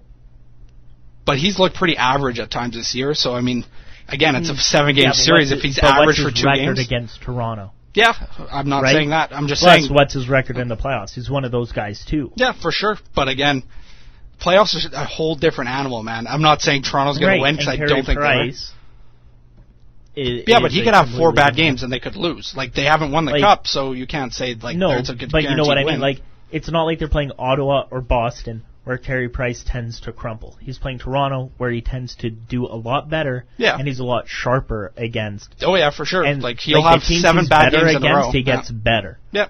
In the Toronto playoffs. is one of those teams, and it's just one of those things. And most of the losses that Montreal has had in the playoffs is not due to Carey Price. No. It's due to the fact that he's taken them there, and then everyone else remembers that, oh yeah, we're not actually a good team. Yeah, exactly. And they added 1,500 grinders. 7 fourth lines this year. It's awesome. Well, it's ridiculous. That's the only way, is if Carey Price isn't standing on his head. Yeah. For 4 games, which it's Carey Price, and he can. He did it for the first 7 games, plus for the last 2 seasons in a row. Yep. All right, now the same question, kind of similar to Calgary. They've won 10 games in a row. They're on a really, really big hot streak right now, and they've really put themselves in a position where they've kind of essentially locked up a playoff spot. A lot has to go wrong in order for them to drop out. Yeah, they're definitely in the 93, 94% to make the playoffs. There's a very high chance of them making the playoffs. Mm-hmm. So do you think in the playoffs that they have enough consistency to go deep? Because throughout the year, they've really been kind of on that roller coaster ride of they've been hot, they've been really cold, and there's been a lot of talk off the ice about Gulutzan, new head coach, how's everything going chemistry-wise. So do you think that they have enough consistency in their team, off the ice, in the dressing room, on the ice, to really kind of push them up? I think they're more competitive. I say when we talk about Toronto, I think they have a higher compete level just because of their player experience. But do they have enough consistency to really push them and give them a chance to move deep and challenge the team? Asterisk. Okay, explain that asterisk. It's because it really depends on how they react tomorrow night. Because they did lose to Boston. And tomorrow night they're playing Dallas. So if they come out and treat Dallas like a lower team and they don't have that drive, then they're not going past the first round. But if they come out and treat Dallas like they're the Washington Capitals and they go as hard as they can, because last night was an off night, right? And I think you can kind of have an off night when you can have an off night when it's when you're playing every other night. Yeah. That's a lot of right? hockey. Like they've played some of the most hockey in the NHL for the first half of the season, then they had the 5-game break, and then now they're going back to every second night they're playing. And so it really depends on how they wake up and go tomorrow, and if Stone is healthy enough to come in really soon here. Because Stone coming into the lineup has changed that team completely for the better. Not that Dennis Wideman was a terrible defenseman. He's slow and old. But Stone being next to TJ Brody has completely changed the team. He's back to the TJ Brody they signed 2-3 years ago that was on the Team Canada watch list. With when you talk about defense, but do you think is it more where Elliott is a little bit more comfortable in net now? I mean, it took a little bit longer than people expected, but Elliott's a guy that loves a chip on his shoulder, and it looked like no one wanted him in town, so he... Well, nobody really wanted him in St. Louis, and he really took that team to the level... the finals, to the Western Finals. To the Western Finals, and put that team where it was going into the off-season, and then they got rid of him, and... Right. Yeah, and it's going to be... I say yes, that they should on paper do better. But also, you look at guys that are in the lineup now that you probably think shouldn't be in the lineup, like Alex Chiasson, Matt Stajan. Those guys are weaker, but at the same time, they're still performing well. So it's going to be weird, especially with Sam Bennett doing so much better on the dot and at center as a whole. So does Lazar get in soon enough before the playoffs? Or does he kind of... I think he should be in the lineup tomorrow, personally, because they lost, and don't get me wrong, Chiasson scored tonight, and he's been good this streak, but we have to see what Lazar is like with this team, because... If an injury happens in playoffs and he hasn't played with them, it's not good and news. It's hard when you've been bag-skated ever since you showed up at trade deadline to play for a team. But they're pros, so it's all with a grain of salt. He should be ready, but Great. It's all on injury, and if Brouwer can step up back to the way he has in the playoffs of old, because he has had a real bad year. Good. Yeah. Sweet. That was lovely. All right, we'll head into our next break. We've got more sports talk coming up for you right after this break. Make sure you tweet at us using the hashtag the Kodiak 3on1 and at 3on1 Sports. Damn it! Why didn't you say sports? We do that good all the time. Too good. Love it. We've got more coming up right after this. There we are. Hello. Back again. It's me, Mario. Short break. Little Mario Borat there. It's me, Borat Mario. Oh, that was real Mario with Borat tingencies. That wasn't good. Please don't do that. Not good. Hit record. Oh, man, you're really just on me about that, aren't you? Yeah, it's kind of for school. Yeah, okay. Grades, right? Yeah, who needs to graduate? Me. I was going to say, probably you, Perella. And you. And me. All of us. Steve. All right. be here anymore. We're coming back. Just a short break there, but we want to dive right into NHL expansion this year with Vegas coming into the league next year. Every team is trying to figure out which players to protect, which players they want to give up, everything going on. How do you feel GMs are thinking right now, kind of coming into the last stages of this season, of who they're going to protect and who they didn't deal at the trade deadline for those players that were kind of on the cusp? Yeah, well, I mean, I think teams that are really still in the grind of trying to make playoffs, like the Torontos and the Islanders, I don't know if they're thinking too much about that, but I'm sure it's in the back of their mind. And I'm just excited to see what kind of happens, what kind of movement we see before the expansion draft, and then even at the draft. I don't know. It's going to be weird seeing another team in the league. Yeah, 31. Taking your players. Yeah, it's weird in the draft for simulator free right now and seeing that little helmet logo. Or are you not looking at that yet? Have you done the draft simulator No. yet? No. Oh, I have. How many times have you done it? 12 times. Not gonna lie, in the last couple of days, I'm like, ooh, who's gonna get first? So far, it's looking like Detroit might steal a first from Colorado. Yeah, the most firsts overalls I've been getting from this simulator is Detroit, and Vegas gets third a lot, and then Winnipeg randomly punts in second. Colorado sometimes. It's weird. It's not looking like it should be. Okay, but what about those teams that are kind of, they're not on the cuff like Toronto and New York. They're definitely looking. But those teams that are kind of Dustin Brown, he's going okay, yeah, for LA. When you look at a team like Calgary, or you look at a team like maybe the Rangers even, or there's a lot of those teams is probably not going to be protected. But you're thinking about Ottawa. It's more about who you're going to protect, right? Okay. Plus the contracts that you have. So when you look at, say, in Anaheim, there's people you would rather protect over Bieksa. Yeah. But you have to protect Bieksa because he has a no trade, no move. Yeah. So it's which out of your best young defensemen are you willing to let go of? And I think Anaheim is looking more at a Lindholm. I think Lindholm is going to be in Vegas next year, unless they can swindle a deal. That'd be a great pickup for Vegas. It's like another first-round overall pick. Pretty much. Right? So. And they're saying a lot that the league doesn't want the lists to come out to be public about which players are protected and which ones aren't. And I as a GM... Did you just kind of stumble yourself on your own question? Yeah, I stumped myself. Because as a GM, I understand why I'd want that, but putting on my fan hat and putting on my kind of sports talk hat, I want that list out there. And how do you guys feel about that, really? I mean, especially at this point in the season, I would not want that out at all. Because you're trying to make a playoff push. No, but in the summer. I think a lot of teams don't want it out. But in the summer, once the season ends, I feel like if I were a GM, and I'm just saying this way far back, because I'm not even close to that position, I think I would... You're not? No, I've applied.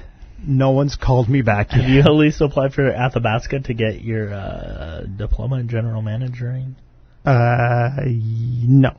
Oh, there's your problem. I'm just going off of experience of watching sports. And being a general manager. Yeah. NHL 17 GM mode. No one has called me back yet. He only got fired thrice. Yeah. I did come close to making the playoffs, though. But if I were a GM, I would want that list out once the season is over, just to make sure that I could move my team forward instead of trying to backpedal. If I have decisions made of who I want to protect, who I want to keep, where I want to go with this team, I don't see anything wrong with saying...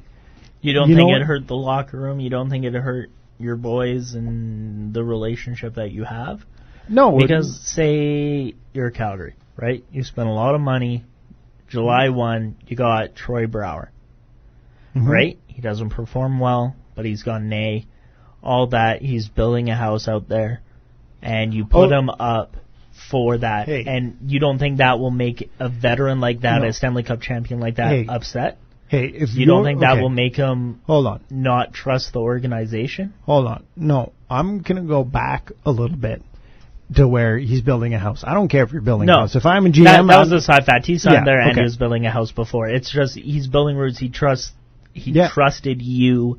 You pulled him in. Okay, and all that. And that goes back to when we first talked. And if I were the GM and I said, I want you here no matter what, and I go behind him and go back on my word, then that's totally on me.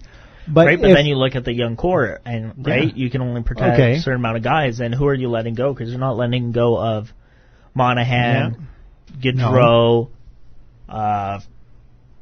Ferland seems like a person that they're really keen on keeping. Right. But before I put my list out publicly, I would go to him and say, you know what, this is the way that we are going.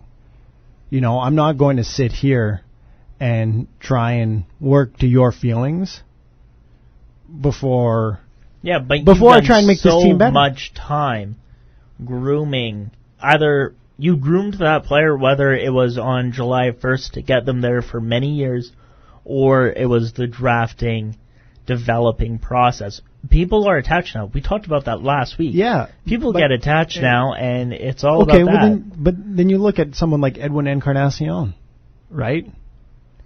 The fans were attached. The whole Blue Jay fan base was attached. Mm-hmm. Let him go. Let him walk. Right? So, a guy who put in high productivity. And you look at Brouwer, he puts in a lot of productivity on the ice, not as much as, say, a Monahan or a young guy, but he puts in way more in the locker room. And I'm not saying... but which wins you championships, on ice or locker room? On ice. Right, but then when you buy him for the locker room and you let him go because he's not doing on ice, there's an issue. There is an issue. There's so many factors that go into it. But there are times where if you're going to be giving up your best player on ice that can push you to a championship, as opposed to a guy who is in the dressing room who can also play a big factor in the dressing room to help you get to that championship, but he's not putting that performance on the ice, you kind of have to say, and it's a tough position for a GM. I'm not saying it's an easy choice, but there is a time where it's like, you know what is better for this franchise in the long run and the short term, right? Yeah. I just don't see any benefit of releasing the list. Like, what does that do for anyone, really? Like, for us, it's something to talk about. Yeah. But for the GMs and for the teams, I think it can hurt you emotionally, and it could cause you to have a Colorado Avalanche 2016-2017 season. Could. It really could. Right? And that's all I'm trying to say, right? Yeah. Like, you say Toronto puts out the list and they don't protect Matt Martin. Toronto would be the last team to leak. Right. Who is ironclad. Right. But say that they said that, we'll let Martin go for nothing. Yeah. You can pick him up for free, and then Vegas doesn't pick him up. A, he's going to be pissed that Vegas doesn't pick him up. And B, he's going to be like, Lou, you made me come here. Why am I not good enough for you now? And the guys love him, so I'm sure they would be happy about that. But exactly. But at the same time, if you look at it, if I'm a player and I'm unprotected, Vegas doesn't pick me up, and I'm still on that team, I'm not going to look at the team that I'm on and say that they don't want me? No, I'm not going to look at it that way. I mean, I'm a grown-up. Yeah, but Steven. I got the full name there. Wow. I guarantee you, if I put out a list of the people in this program or the people on the show that I want, and you don't make the list, you will not be like, it's just business. You'd be like, what the I'm not wanted, yeah. Like, you don't want me. Why not? I thought we were good friends. I thought we had this great relationship. You brought me here. You brought me on 3-on-1. You thought this would be a great thing for us to build. Yeah. And now you're letting me go for nothing? What is this? And they don't even want me? What's the problem? You would be upset. Don't even lie. I'm not disagreeing with you that Can I talk before you make that face? Fine. Our listeners can't see your face. But that's the process of the GM. That face isn't any better. No, it really wasn't. But I decided to battle through. Face. But if I'm a GM, I'm not going behind my players' backs. Right? No, you're just stabbing them there. No, Because if I go to them and I say... Like, it's not like it's a Alex Chason or like someone that's low level that doesn't get paid much, a Joe Colburn, I don't know. You know what? Brown. Okay. If I was in that position where I was... why are you picking out Brown? I don't know. He's getting protected. But at the same time, when you look He's not eligible anyways. When you look at a GM, they're in that tough position where, they have to go to that player that they love, that they put in a lot of work to get, and they say, you know what, I have to put you up available for the expansion draft, and you may or may not get taken. But if you don't get taken, there is no way that we don't want you here. There's a lot of trades, is what you're saying. Like, no matter what, somebody's going. But there's a lot of trades that happened that you knew were for the expansion draft, right? Like Jordy Ben, you knew he was getting dealt because he was getting. He was going to be exposed, right? And then if Vegas doesn't pick him up, then they're going to trade and get him back in Dallas. Okay, but at the same time, if you're Brouwer and Calgary and you have a chance to go deep into the playoffs, but how much of a distraction is it going to be? Because for all of preseason and the first half of the season, they didn't protect you. Why is that? Why do you think that you weren't protected? I know that's how the media plays it. You wouldn't do it before the season ends, right? That's not what I said. Yeah, I know. But at the same time, throughout the summer, if you have that good relationship and you explain everything out to them, it's going to make it easier throughout the media, because if you just shut it down and say, no, that's not how it goes, where you're getting this information, it dies. It dies quickly.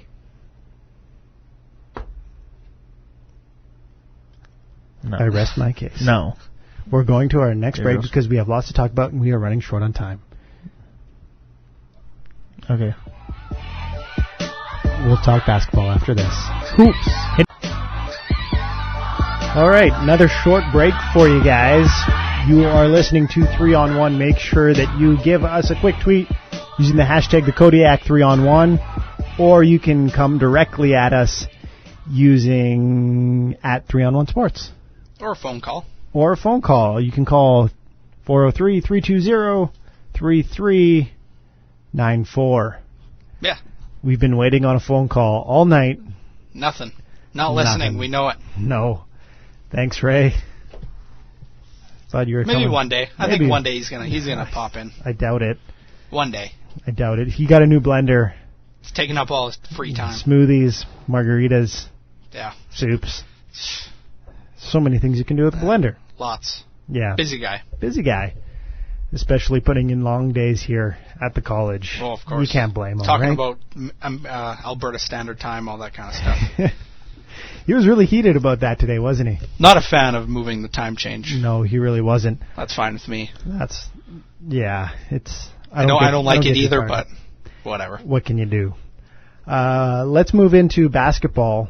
Just touch up quickly on how the Raptors are doing, because they're not doing as well as everyone expected them to do. Nervous. Especially, very nervous, especially after making the trade for Ibaka and PJ Tucker. They're sitting fourth in the Eastern Conference, which no one thought they would be, especially after making those trades. But then Kyle Lowry goes out injured, hurting his wrist at the All-Star game. And now they just lose. That's like, I don't even know how to talk about it anymore, because last year, every time they were playing, if you couldn't watch, you could expect a win. And now for this time, it's like if you can't watch, you expect a loss. Because they're losing against bad teams. Yeah, and Atlanta's right behind them, and Washington is kind of pulling away. And again, they lose tonight up against the Oklahoma City Thunder. Yeah, not surprising. Not surprising. I mean, Oklahoma City is good. Yeah. But, I mean, when you look at that Raptors team, and, I mean, they're fighting for fourth place. It wasn't even a close game tonight either. Yeah, so. and Atlanta at the beginning of the season, or not beginning, about a third of the way through, they're like, we're selling off everybody. Yeah. You know, Millsap was available for a minute. They traded Korver, and they said, you know, this is not our year. And now they're contending Toronto for a team who is like, this is our year where we can push through and potentially get past Cleveland in the East and make it to the finals, and now they're fighting for fourth. Yeah. You know? And that's at no fault to how well Boston and Washington have played. Yeah, they've both been a lot better than I think most people expected. Maybe not Boston so much. No, not Boston. I mean, Isaiah Thomas, and then when you add Horford. Yeah. I mean... They're a good team. And you have Jay Crowder. I think Jay Crowder, again, most underrated player throughout the whole league. He's getting a little bit more exposure now, but like... Yeah, if Boston does well in the playoffs, I expect a lot of those guys to be big Boston names. Absolutely stole him from Dallas. Yeah. In that exactly. Rajon Rondo trade. Boston is just killing it this year. Like, I don't know if they'll get past Cleveland just because Cleveland is a playoff team, but Isaiah Thomas is... The dude is a big-time player. Like, he loves those big games, and he performs in them. And again, when Toronto played Boston last time, they shut him down, and I was thinking, oh, okay, here we go. They're turning it around, and after that game, there's just not much to cheer about. But again, out the East, Washington, that surprises me. Yeah. I mean, Wall is Wall. He's a great player. Bradley Beal is really stepping into his role. Yep. And really just kind of making sure that duo works. But, I mean, when you look at that front court with Gortat, like, he's a good big man. Yeah. But nobody expected them to be ahead of the Raps, right? Like, no. Everyone was penciling them in to be 2 or 3 for sure. Like, handedly in third. And, I mean, they're only 2 wins over... They're 2.5 games ahead of Toronto right now, but it feels more like 5 or 6. Yeah, like from the way that Toronto has been playing. Second and third feel like miles and miles away from the Raps right now, and if they finish 4th and have to play Atlanta in the first round, I mean, last year the Raps didn't look great in the playoffs. I mean, they won some series, sure, but they all went to Game 7, and that's why it scares me because. Was it 3 years ago when they played Brooklyn in the first round? Went to Game 7. It went to Game 7 and they lost. But going into that series, I was like, should be a win. Toronto's got this one. I mean, they're playing against old veterans. Yeah, but Paul Pierce just said, no, you guys are, like, I remember him saying, like, Toronto doesn't have it. Yeah. And they didn't. And I don't know if they have it still. And I don't, exactly, because when you look at it, they made the additions that they needed, and... Now it's just there's no confidence. It's mind-boggling. Yeah. It's just like you wouldn't think. I mean, Kyle Lowry's a big player for Toronto, but DeRozan has been the man this year. Kyle was a man last year, I would say, but it's DeMar's team, right? The thing with DeMar or Kyle last year, he was kind of the guy, but he needed DeMar to be healthy and play well. He didn't have to play great, but he played well. Yeah, but there was a lot of times where Kyle would steal games. Yeah, but he played. You can't forget that DeMar played at an all-star level. Oh, yeah. Well, he has been for years now. He has. But I think that without DeMar, I don't know if Kyle would have played to the standard that he did last year. Yeah, that's fair. But again, like the roster this year is better. So, again, they're missing Kyle, but the roster around DeMar is better than last year. So, and JV hasn't been playing real well for the last while, which really hurts. But that's why they got Ibaka to get down there, play some center, and... I don't know. I'm frustrated with the Raptors, and it's just like it'll be a tough end to the regular season. I'm like usually I'm like this time I'm excited to see some Raptor playoff ball. Right now it's just like if they're in the first round and they get eliminated, I wouldn't be surprised at all. Maybe they'll do something where like Indiana last year, where they kind of surprise everyone a little bit. I'm hoping. I love to see because Toronto gets crazy for their basketball, and sort of like Canada does. Like they do some crazy stuff, but I don't know if this is going to be a year of deep playoff runs for the Raps. It really is tough. But I do really want to touch on the Western Conference. Yep. Because everything out west is kind of the way it should be at the top of the standings. When you look business as usual. 1, 2, 3, Golden State, San Antonio. But when you look closer, San Antonio is only a game behind. I mean, Kevin Durant has been out, and he'll be out for quite some time here.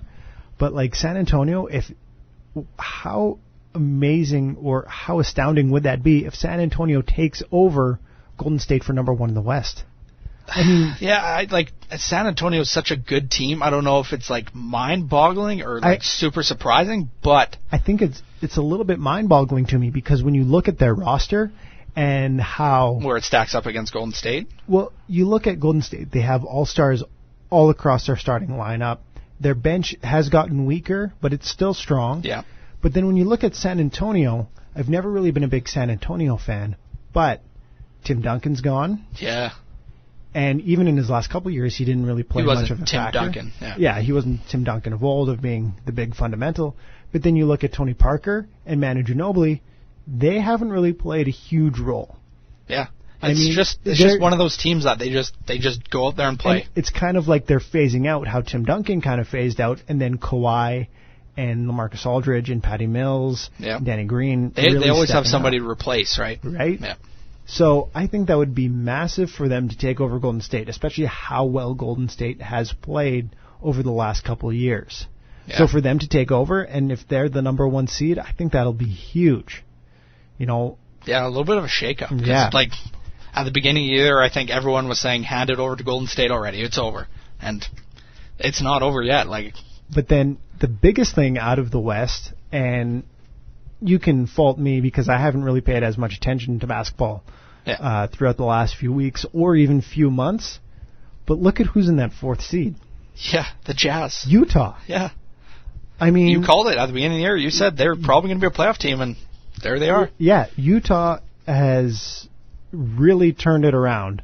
And I don't know if it's the evolution of Gordon Hayward. Yep. Haywood? What? It's Haywood. I think it's Haywood. Yeah, I don't know why I went with Hayward there. Hayward. Jason Hayward. Yeah, that could be it.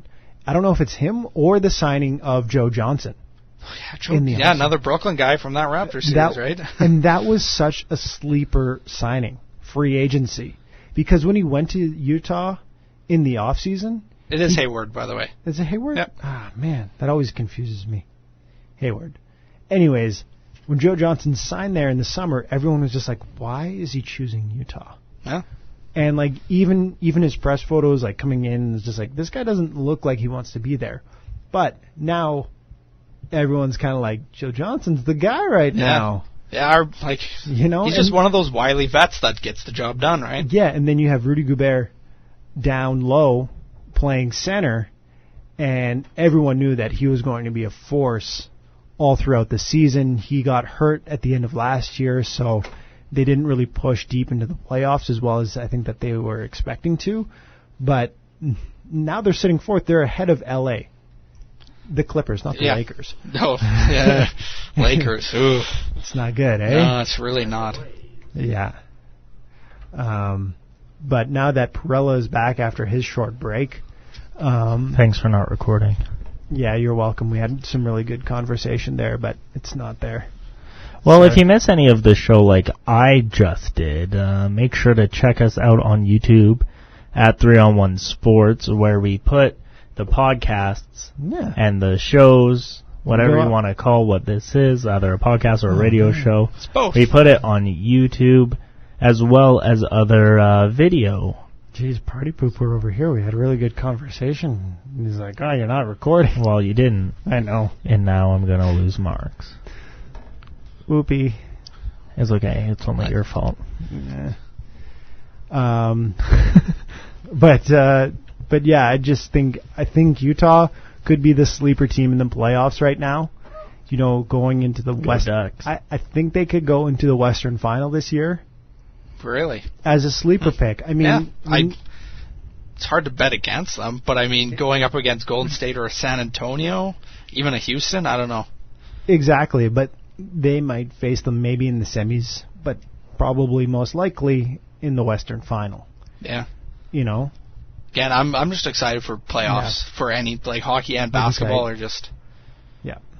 And then baseball starts, so... Baseball my favorite time of the year. So let's move into baseball. Quick little whistle change there. Nice. How'd that go? Was that cool? Yeah, you tried it. Sure. It's a new thing. Trying to work on. Steve tries to work the board properly. Yay! Let's move a little bit into baseball. Struggling. After I struggle with the board there, after someone just missed out on 20 minutes of the show because it wasn't 20. It's close. I'm just bugging you. It's okay. I'm sorry I stopped recording or didn't record there. Gee, all right. Let's move on to baseball. It was 12. Just kidding. It's like 10. I thought we were over that. No, I'm just... World Baseball Classic up and running. Everyone's still pretty excited about that. I don't think there's really been a lot of upsets of how teams have advanced into the medal rounds. But the one thing that I really want to talk about is Javi Baez, property of the Chicago Cubs, currently playing for Puerto Rico. Oh. He's playing second base, and during against the Dominican Republic, Yadier Molina. There we go. Threw out Nelson Cruz, who was stealing second, but was unsuccessful after the no-look tag by Javi Baez. Ooh. Javier. How do you feel about the no-look tag? I like it. I don't know, man. Both of you pulled a Cole. I don't know, man. It's a thing. I love it. Cool. I couldn't stop watching the GIF. Like, that's fine, I guess. But there's gum under this. I just touched it. Just a quick update from the Hurricane booth.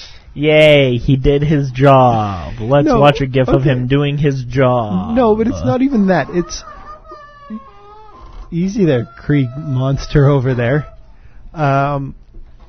When you think about the Golden State Warriors and how they're celebrating three-pointers going in before they go in, that's what he did. He celebrated the out before he caught the ball and tagged him out. I mean, it's the same thing of just like...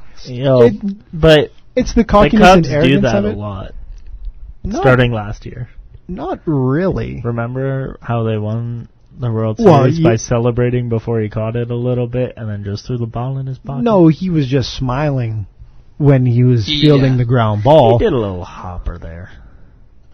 I was fine with that. I don't think it was I'm just saying, the guy is still celebrating his World Series, so sorry that he's getting a little excited in the WBC. Yeah, but I love everything about it. Just the no-look tag, the confidence, and like he was out by a mile. I mean, it'd be different if it was a tight I would have play. loved it more if he dropped the ball, or if it was safe. Like then I'd be like, yeah, man, this would be great. But I was like, yeah, he did his job. Sick. He got he caught it. He caught the ball. Wow. But like it just. Round of applause. Just Shia LaBeouf's over there standing up in a tux. I just think it worked out so well that it was hilarious and it was just a fun sports moment. Yeah. All right, now moving over to the MLB. We'll move it quickly over to the Blue Jays. Hold on. WBC? Yeah. I'm going to call a huge underdog. I'm going to say the Dutch are going to win it all. Ooh. Cole? I'm still sticking with the U.S. I think they're going to pull it out U.S.? Yep. Yeah. I like the U.S., but I'll change and go... I'm going to be excited to watch the U.S. play. I'm going to go with... Japanese. I'm going to go with, after that tag by Baez, I'm going to go with Puerto Rico. They play next. They play tomorrow. Yeah, I'm going to... If the U.S. win, I hope they win, but let's go Puerto Rico. But let's switch over quickly before we end our show to the Toronto Blue Jays. And big news kind of coming out today. Kind of big news about... They let go of Smoke? Not going to happen. Did. No. That's not the only big news I want to hear. But the Blue Jays renewed Aaron Sanchez's contract to the Major League minimum. And that was... not sitting well with Aaron Sanchez's agent, Scott Boras, as he had some words to say about that. Like he usually does? Oh, I thought you were about to play a clip for a sec. No. Which one did you want? The clip of the agent being upset. It sounded, the way you said it, sounded like you had a clip queued up that you didn't let me know about. No, I don't. I don't give a damn about no damn Drake Knight. That didn't fit. No, it didn't. Try again. Just one more Sorry, time. I'm itchy. That's okay. I forgive you for being itchy. Pass to me. All right. I'm just Struggling. Struggling with the buttons tonight.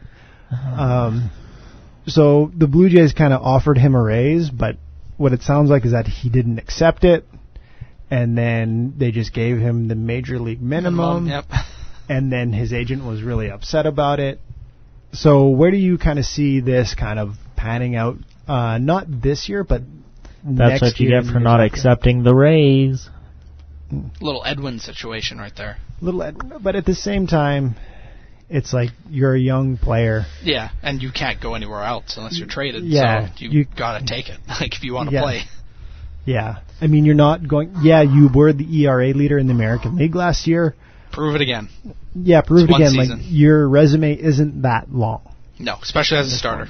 It's very, very short. Yeah. But at the same time, it's still Sanchez that even when the Blue Jays weren't the Blue Jays, he was still someone that was getting people excited. He was still the guy to watch for. He was still the pitcher to watch for. No matter how good the show is, I still remember Brett Lawrie being struck out, and then they're like, yeah, but you got to watch out for Sanchez. And the big three was Nicolino and Thor Syndergaard. The other two guys that were... Right, and I still think this ownership group needs, or I guess not the ownership group, but this new GM crew and regime kind of needs to not be so frugal with kind of their best players, especially their best pitchers. Once you take a guy like Stroman or Sanchez out, you're just a bunch of bats that is really either really good or really bad, and that cannot win you championships when the lineup is still what I think is the strongest part about this team. Yeah, I think right now Sanchez could be the next Halladay for the Blue Jays, especially in terms of where he's not going to, force the hand of ownership and the front office and saying, I want the money, the money is more important. I think he's kind of just going to sit in the back and say, you know what, let's try and get a World Series here in Toronto. Yeah, but say that happens this year and then they're still being the way they are. What, they win a World Series? Yeah. Say they win one this year, right? And then when it's time for a new contract, they're still being this frugal old group. He's gone. And depending on what his agent's saying in his ear here now, being like, hey man, they're playing you dirty here. This might not be the team you think they were. This isn't the ownership that picked you. This isn't the group that picked you. Why don't you go to LA or somewhere that will pay you what you deserve because you're a guy that deserves it. That's true. That could be the case, but I don't know if this front office will be frugal. I mean, their track record shows that they're frugal. Yeah, especially when you look into the past with Cleveland and what they did there. Exactly, but I think when you look at this last offseason and how it went, was Edwin and Bautista were high up in age. Mm-hmm. So I think that's why they were frugal, and it gave all the fan base ammunition to say, yeah, they're frugal. I don't have any faith and confidence in them coming into the next few off seasons. But those guys were 36, 38, asking for 5-year contracts. And they picked up Kendrys Morales, and he looks pretty good. Yeah. So, and I think he's going to be even better once he gets to Rogers Center. So. Yeah. You can say he looks pretty good. But so did R.A. Dickey. You know what I mean? But I think that's a little different. He's got the track record of hitting home runs in a pitcher's ballpark, and Josh Donaldson did the same thing. Came to Rogers Center and he mashed. And if Morales doesn't hit at least 30, I'd be surprised. Right, but I'm saying you're putting a little bit too much stock in the grapefruit. In the what?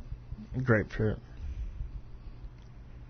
Well, he's hitting 500, so I mean, I'm not putting a huge stock. But it's still the Grapefruit League. You know what I mean? This doesn't matter. No. Yeah, it doesn't matter, but at the same time, it shows that that when people are throwing balls as fast as your AAA team, he can hit it good. But he did it last year too. That's what I'm saying. Yeah. Right. He's not going to come in here and hit 200. Yeah, it's not a guy who has never hit a home run. And I'm not saying that. All I'm saying is we won't know till 5 months into this season. No, we'll know probably within the first month of the season. No, because the first month doesn't matter. Remember, it's baseball. The first month doesn't matter. For a team, yeah, it doesn't really matter as much. You can still come back, but individually as a player coming to a new team, if you're not fit in there chemistry-wise, then, it's going to take that 5 months. And Edwin was a guy that the first month he was never Edwin. Matter. So. What? And then it's not going to matter how your first month was because you got good at the right time. But if your team... But baseball is such a long season that I think it doesn't really matter right out the gate. It's not hockey. It's not basketball. It doesn't truly matter how great you are out the gate. It's more how you are when you finish up. Yes and no. Because if you come out... look at Toronto. Yeah, exactly. If you look at Toronto a few years ago when they were expected to be one of the best teams in baseball and go on and win the World Series, and Jose Reyes got hurt a month deep into the season, after they were playing well the first season, they never came back.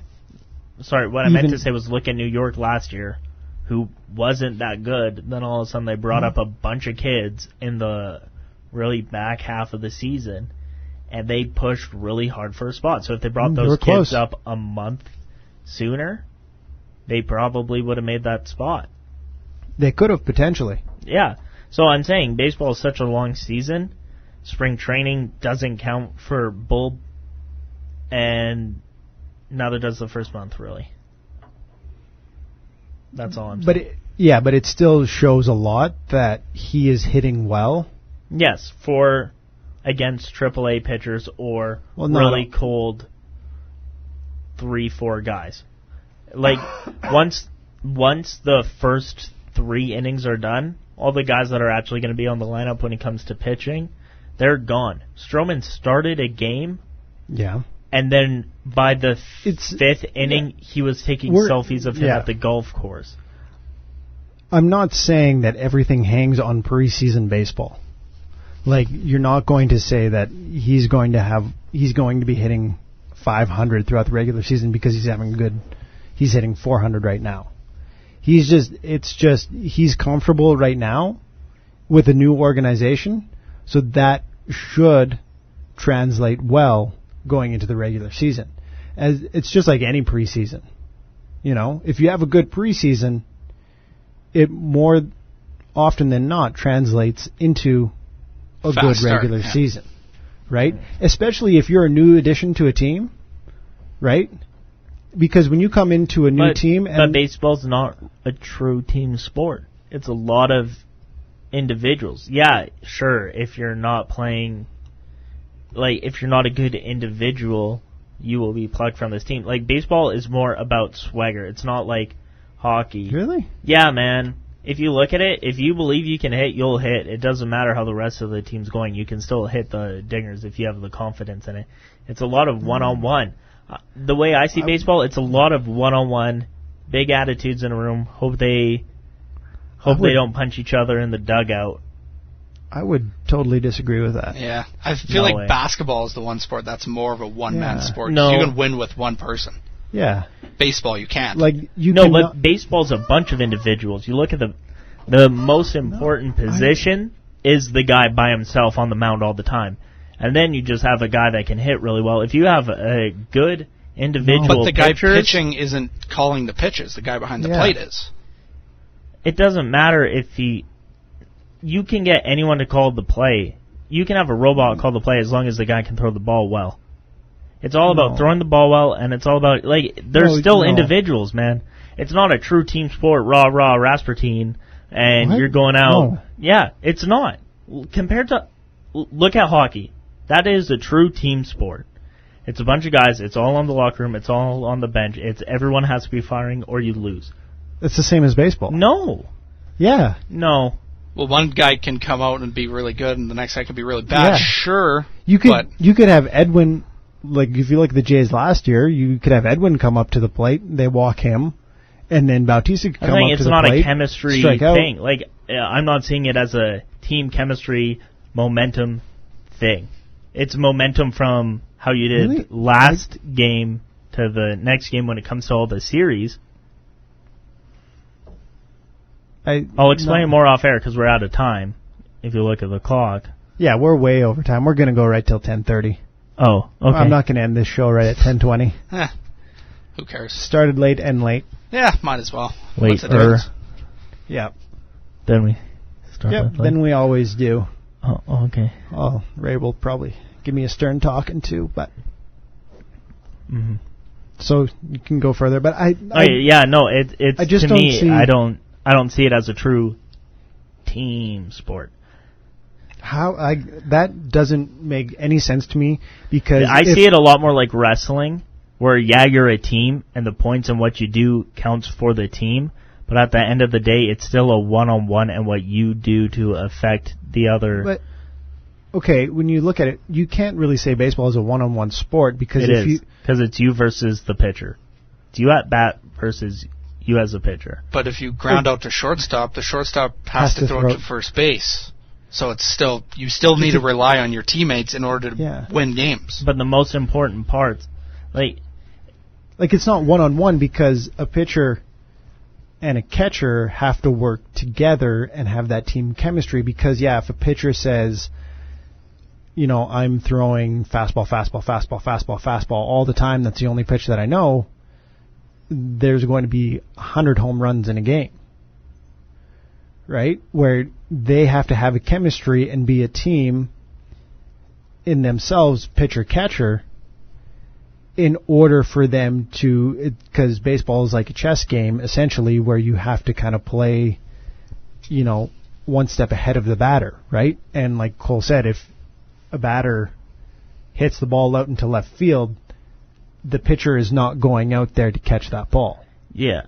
Okay, I'm not saying you take out everyone else. I'm saying the biggest part, it's not a full chemistry thing where you have to know where the other guy's moving completely to know where it's there. It's not a full chemistry. Like, I think the way we're talking about chemistry and team play are completely different. Well, I think just the way we view it as a whole is completely different. Well, I would say that, the chemistry is different between hockey and baseball and football and hockey and basketball and baseball.